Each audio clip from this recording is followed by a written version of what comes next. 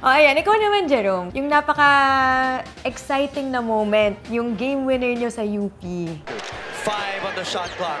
Jerome steps back for 3. Good shot to go! Oh my goodness! So clutch! Jerome Lastimosa!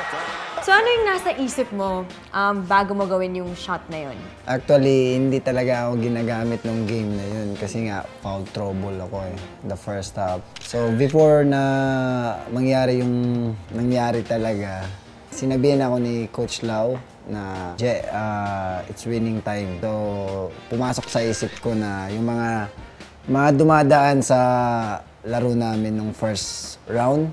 Di ba? Hindi. Puro kami talo, di ba, sa mga pinaggagawa ko. So, pumasok sa isip ko na ito na ata yung time na bumawi ako sa mga nawala ko sa first round. So, following that, ano naman yung naramdaman mo pagkatapos ng shot na yun?